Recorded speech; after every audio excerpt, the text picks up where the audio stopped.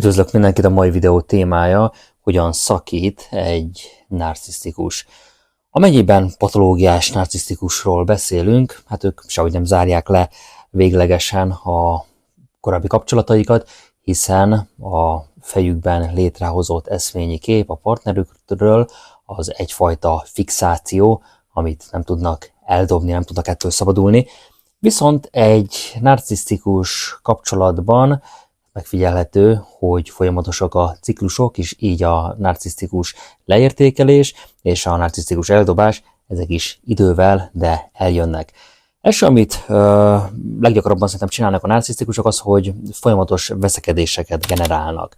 Tehát a narcisztikusok egyik leggyakoribb módszere a kapcsolatnak a lezárására az, hogy folyamatos veszekedéseket generálnak. Amikor már készen állnak arra, hogy eldobjanak valakit, minden apróságból veszekedést csinálnak, hogy folyamatos feszültséget keltsenek. A veszekedések ilyenkor egyre gyakoribbá és intenzívebbé válnak, még végül az utolsó veszekedés az lesz a legrosszabb, a legdrámaibb, ahol mindent eltúloznak, dramatizálnak annak érdekében a narcisztikusok, hogy igazolva érezzék a kapcsolat végét. Tehát ez az utolsó konfliktus általában olyan szintre fokozódik, hogy a narcisztikus az teljesen igazoltnak látja a szakítást, tehát mintha a partnere lenne a hibás mindenért. A narcisztikusok soha nem ismerik el, hogy önzőek, hűtlenek, vagy bármiféle probléma van velük, inkább a partnerüket hibáztatják mindenért. Minden apró hibát, minden kis vétséget felnagyítanak, hogy a partnere érezze magát bűnösnek és felelősnek a kapcsolat bukásáért. Ezzel a módszerrel elérik, hogy a partnerüknek az önbizalma és az önértékelése teljesen lecsökken, és végül a partnere saját maga higgye el, hogy tulajdonképpen itt ő a hibás mindenért. A narcisztikus így nem csak, hogy megszabadul a kapcsolattól, hanem még megerősítést is nyer a saját ártatlanságáról és a másik fél hibáiról. Az ilyen konfliktusok során a narcisztikus az gyakran extrém érzelmi reakciókat vált ki a partneréből, hogy még inkább manipulálja a partnerét, és irányítása alatt tartsa ezt az egész helyzetet. Az állandó kritikák, az állandó vádaskodások és a partnerért támadások célja, hogy a narcisztikus teljes mértékben igazoltnak érezze a szakítást, miközben saját maga sértetlen marad, és megőrzi a saját idealizált pozitív énképét. A narcisztikusoknak alloplasztikus viselkedésük van, ami annyit jelent, hogy mindent rátolnak a külső környezetre, tehát minden hibát, minden gondot, bajt kizárólag a külső környezetben keresik, magukban nem keresnek sosem semmiféle hibát, felelősséget nem tudnak vállalni, így a felelősségvállalás helyett saját hiányosságokat, gyengeségeiket, hibáikat egyszerűen rávetítik a másik félre, hogy ő érezze magát hibásnak, ez a projekció. Tehát ez a projekció ez egy védekezési mechanizmus náluk, így tudják fenntartani a saját tévedhetetlenségüket, a mindenhatóságukat, így ezzel tudják ugye a hamis énjüket fenntartani. Amikor egy narcisztikus veszekedéseket kezdeményez a kapcsolat lezárására, akkor gyakran a mindennapi kis apróságokat ez felnagyítja, hogy konfliktus generáljon. Most mondok példákat, például ha a partnere az késik egy találkozóról, a narcisztikusát, akkor ez egy hatalmas, végzetes hibának fogja beállítani, és azt mondja, hogy hát a késés is az bizonyítja, hogy a partnere az már nem tiszteli őt, nem törődik ezzel az egész kapcsolattal, még ha a késés oka mondjuk egy teljesen bagatel dolog, mondjuk egy forgalmi dugó, vagy teljesen más bármilyen egyéb objektív körülmény is, a narcisztikus ez nem fogadja el az indokot, hanem tovább támadja a partner jellemét és megbízhatóságát. Egy másik példa lehet, hogy a narcisztikus kritizálja a partnerét a házi munkában,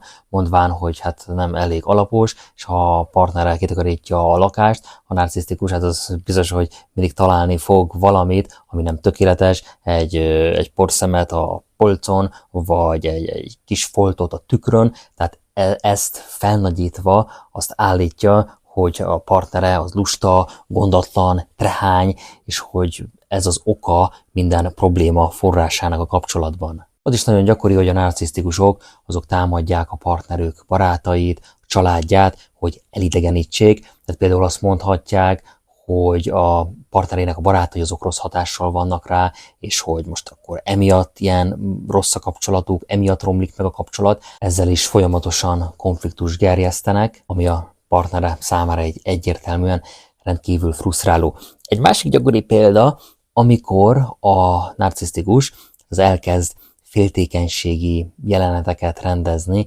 alaptalanul, tehát ha mondjuk a partnere az valakivel beszél, mondjuk egy bulin, egy partin, ahova elmennek, akkor a narcisztikus egyszerűen azt állítja, hogy hát a partnere az flörtöl, vagy egy titkos viszonyt folytat, még akkor is, ha ez a beszélgetés tehát teljesen ártatlan. Ezzel a módszerrel a narcisztikus nem csak konfliktus generál, hanem igyekszik a partnere önbizalmát is teljesen aláásni, hogy a partner az állandóan bűntudatot, bizonytalanságot érezzen. A legvégső veszekedés során a narcisztikus mindezeket az apró problémákat, ezeket összegyűjti, felnagyítja, hogy a partnere érezze magát teljesen hibásnak a kapcsolat bukásáért. A narcisztikus ilyenkor általában olyan vádakat fogalmaz meg, amelyek a partner egész személyiségét és jellemét kérdőjelezik meg, például, hogy a partner az önző, a partner az érzéketlen, az hűtlen. Ezek a támadások rendkívül sértőek és fájdalmasak,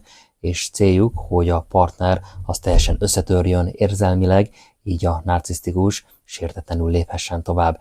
Ebben a szakaszban, amikor az eldobás van, itt izzik a levegő, és azt lehet mondani, hogy tulajdonképpen nem tudsz olyan dolgot tenni, nem tudsz olyan dolgot mondani, ami megfelelő lenne. Tehát én azt mondom, hogy ne hibáztasd magad ezért, mivel ez az egész nem rólad szól, hanem róla szól. Az is gyakori, hogy ebben a szakaszban már mindenféle bántalmazónak nevez téged, tehát azt mondja rád, hogy narcisztikus vagy, azt mondja rád, hogy pszichopata vagy, ha nem ezeket, akkor azt mondja, hogy nagyon súlyos mentális problémáid vannak, és orvosi kezelésre lenne szükséged, vagy olyanokat mond, hogy bírhatatlan veled, bárcsak más is látná, hogyan viselkedsz, és más egy fél napot sem bírnak ki veled, annyira gáz, amit már csinálsz. Tehát ilyenkor nem érdemes egy védekező álláspontra helyezkedni. Elmondjam, hogy mi az, ami ilyenkor sakmattot ad egy narcisztikusnak? Hogy nem adsz neki erre semmiféle érzelmi válaszreakciót. Tehát nem mutatsz neki egyszerűen semmit. Tudom, hogy belül megéled, és fáj, rettentően fáj belül, amikor hallod, hogy ilyeneket mond neked, de ennek nincs köze a valósághoz. Tehát van a te valóságod, és van az ő valósága, és ezeket el kell fogadni, hogy ezek nem egyeznek meg. Ha meg tudod őrizni a higgadtságod, és képes leszel semleges érzelmi válaszokat adni felé, azzal nem fog tudni, mit kezdeni egy narcisztikus. Tehát így nem húzódik el ez az egész, hanem egyszerűen sakmattot adsz ezzel neki. Sakmatra pedig valószínűleg annyi lesz a válasza, hogy egyszerűen letilt. A narcisztikus mindaddig jól érzi magát, amíg a háborús övezetben van, és csatatér van körülötte, és a másik fél, tehát a partnere, azaz te, az vagy támadod, vagy védekezel hevesen. Tehát azt lehet mondani, hogy ez egy gyerekes játék, te viszont egy értelmes felnőtt ember vagy, aki egyszerűen nem megy bele ilyen játékokba, mert tudod, hogy ennek semmi értelme, és azt is tudod, hogy ez az egész sehova nem vezet. Tehát egyetlen egy dolog az, ami vezet valahova is, ha önmagadra teszed a fókuszt, nem pedig rá.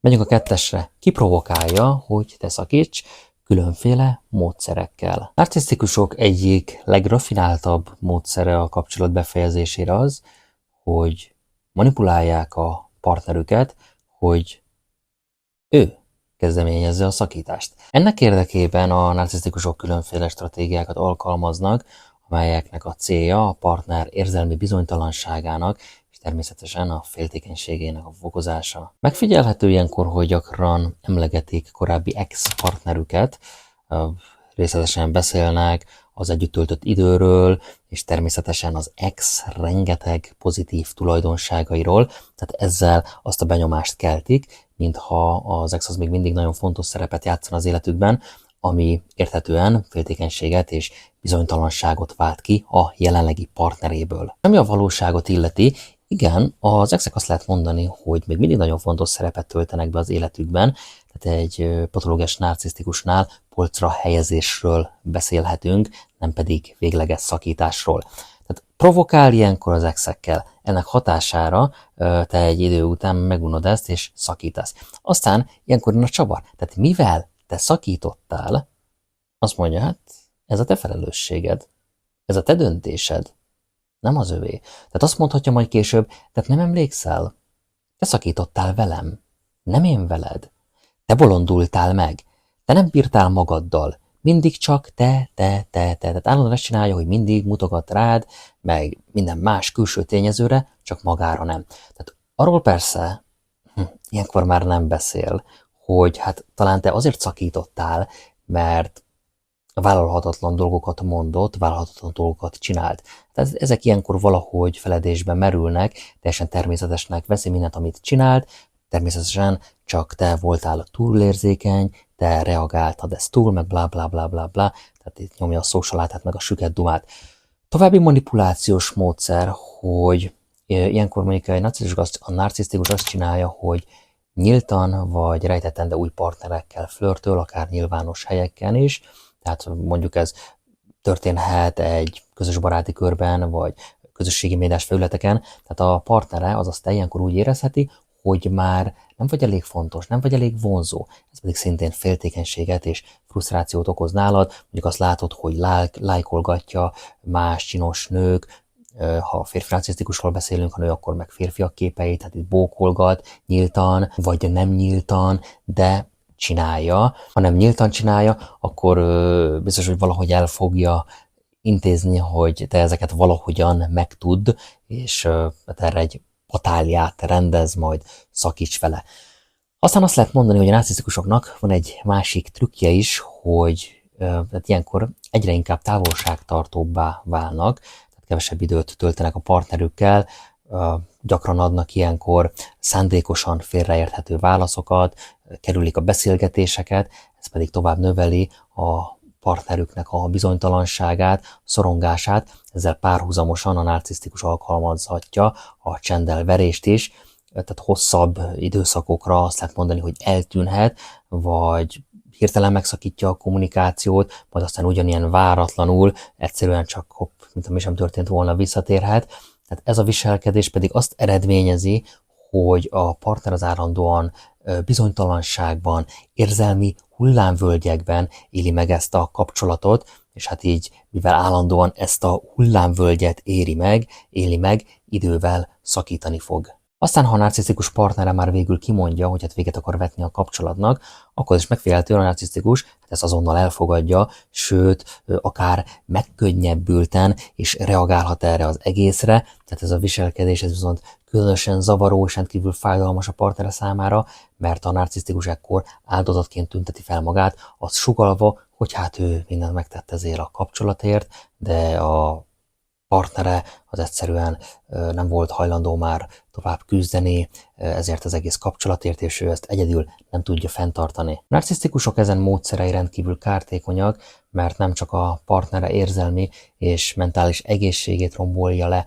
teljesen, hanem azt is eléri, hogy a partnere bűntudatot érezzen a kapcsolat végét illetően. A narcisztikus értetlenül léphet tovább, miközben a partnere önbizalom és önértékelése az nagyon erősen sérül, és hát egy ilyen kapcsolat után nagyon sokan hosszas terápiára kényszerülnek, hogy utat találjanak valahogy a régi önmagukhoz. Összefoglalva ezt az egészet, én úgy gondolom, hogy ez a két módszer, ami a leginkább jellemző, hogy egy narcisztikus hogyan is zárja le a kapcsolatát, hát itt is látható, hogy érzelmileg maximum valahol egy 8-9 éves gyermek szintjén vannak megrekedve, tehát nem tudnak felelősséget vállalni, és mivel képtelenek a felelősségvállalásra, hát más módszereket alkalmaznak, így nekik nem kell felelősséget vállalniuk, tehát valahogy kiprovokálja a narcisztikus, hogy te lépd meg, amit meg kell lépni. Az már pedig egy másik téma, hogy ezek csak időlegesek, és hát később hetek vagy hónapok, vagy akár évek múlva kúsznának vissza,